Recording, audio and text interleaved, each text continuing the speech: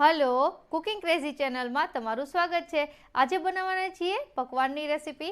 તો ચલો પકવાનની recipe start કરીએ। અને એકદમ પોચો અને ડ્રાયફ્રૂટથી ભરપૂર આ પકવાન છે એને તમે 1 મહિના સુધી સ્ટોર પણ કરી શકો છો। તો જો તમને રેસીપીઝ પસંદ આવે તો વિડીયોને લાઇક અને ચેનલને સબસ્ક્રાઈબ કરવાનું ન ભૂલતા, અને ટિપ્સ અને ટ્રિક્સ માટે વિડીયોને છેલ્લે સુધી જોવાનું પણ ન ચૂકતા। ચલો હવે રેસીપી સ્ટાર્ટ કરીએ।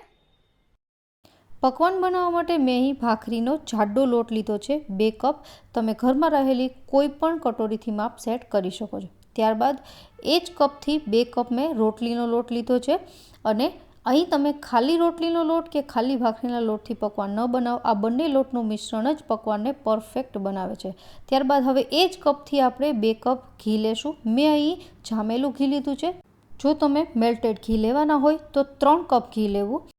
હવે લોટ અને ઘીના મિશ્રણને આપણે ગેસ પર ચડાવી અને મીડિયમ ફ્લેમ પર ઘી મેલ્ટ થાય ત્યારબાદ શેકવાનું છે। તો અહીં આપણે મીડિયમ ફ્લેમ પર આ ઘી છે એને પહેલાં તો મેલ્ટ કરી લેશું। અને તમે જોઈ શકો છો એમ કે ઘી મેલ્ટ થઈ અને ધીમે ધીમે લોટમાં એકદમ સરસ રીતે મિક્સ થઈ ગયું છે। અને અહીં એકદમ ઢીલું મિશ્રણ તૈયાર થઈ ગયું છે। બસ આ ટાઈપનું મિશ્રણ હોવું જોઈએ। અને હવે આપણે આ લોટને મીડિયમ ફ્લેમ પર શેકવાનો છે। અને ત્યારબાદ આ લોટ છે એમાં ઘીનું પ્રમાણ કેટલું હોવું જોઈએ એ જોઈ લઈએ। જો તમે શિયાળામાં આ પકવાન બનાવતા હોય તો કદાચ ઘીનું પ્રમાણ વધારે હોય તો શિયાળો હોવાના લીધે ઘી જામી જાય છે એટલા માટે ચાલે। પણ જો તમે ઉનાળામાં આ પકવાન બનાવો તો ઘીનું પ્રમાણ ખાસ યાદ રાખવું। જેટલો તમે લોટ લ્યો છો એનું અડધું ઘી લેવું।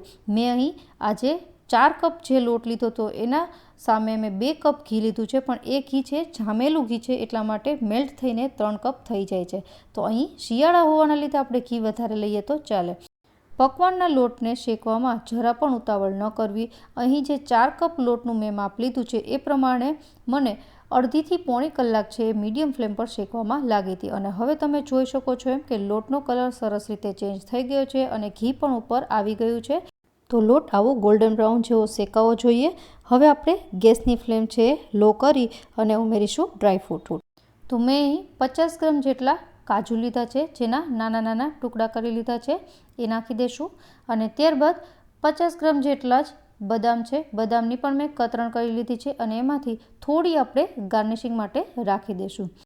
ત્યારબાદ 50 ગ્રામ જેટલું ટોપરાનું ખમણ, મેં અહીં ઝીણું ખમણ લીધું છે, તમે જાડું હોય તો પણ નાખી શકો છો। હવે આ બધી વસ્તુ મિક્સ કરી લેશું। ડ્રાયફ્રૂટનું પ્રમાણ તમારી ચોઈસ મુજબ વધારે ઓછું કરી શકો છો। તો આ મિક્સ થઈને રેડી છે। હવે પકવાનની અંદર ગુંદ છે એ ખૂબ જ જરૂરી છે નાખવો। તો મેં અહીં 50 ગ્રામ જેટલો ગુંદ લીધો છે।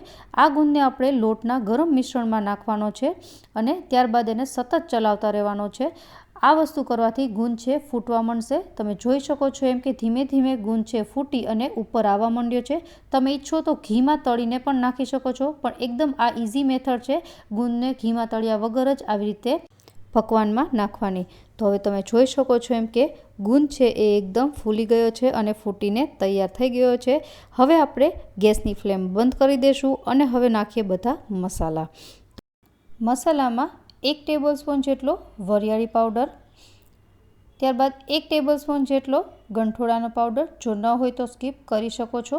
ત્યારબાદ 1 ટેબલસ્પૂન જેટલો સૂંઠ પાવડર અને હાફ ટેબલસ્પૂન જેટલો સુવાદાણાનો પાવડર, મેં સુવાદાણાને દળીને નાખ્યા છે।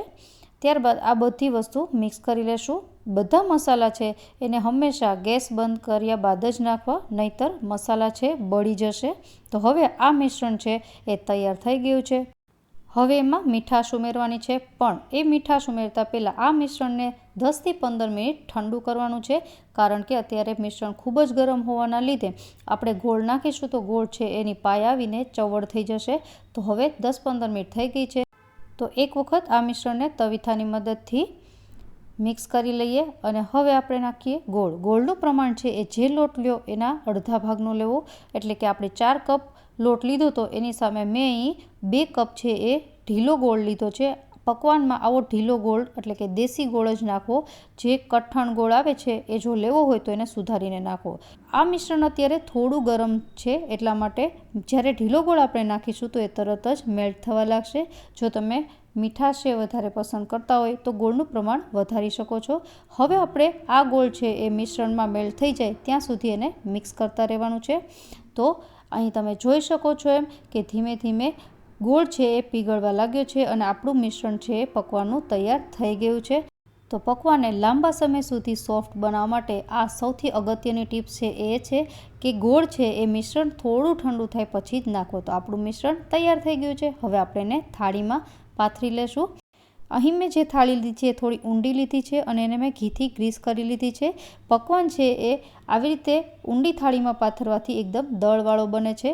તો હવે આપણે આ પકવાનને ગાર્નિશ કરી લેશું. તો ગાર્નિશિંગ માટે આપણે જે બદામની કતરણ રાખી હતી એને આપણે ઉપરથી પાથરી દેશું અને ત્યારબાદ એમાં ટોપરાનું, મારી પાસે જાડું ખમણ હતું એટલે મેં એ પાથર્યું છે. જો તમારી પાસે ઝીણું ખમણ હોય તો એ પણ રાખી શકો છો.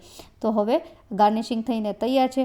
તો હવે આ પકવાનને 1 કલાક માટે રાખી દેવાનો છે, જેનાથી બધી જ વસ્તુ સેટ થઈ જાય. તો 1 કલાક થઈ ગઈ છે. હવે આમાંથી મેં સ્ક્વેર પીસીસ કરી લીધા છે અને શિયાળો હોવાના લીધે ઘી થોડું જામી ગયું હતું. તો હું અહીંયા ગેસ ચાલુ કરી અને લો ફ્લેમ પર અડધી મિનિટ સુધી થાળીને ગરમ કરી લઈશ અને ત્યારબાદ પકવાનના પીસીસ કાઢી લેશું. આમ કરવાથી પકવાનના પીસીસ તરત નીકળી જાય છે અને તૂટતા પણ નથી. તો હું તમને એક પીસ છે કાઢીને બતાવું તો એકદમ આસાનીથી નીકળી પણ જાય છે. તો આ પકવાન આપણો તૈયાર છે અને હું તમને બતાવું એનો દળ પણ એટલો સરસ આવ્યો છે. આ પકવાન 1 મહિના સુધી ખરાબ પણ નથી થતો.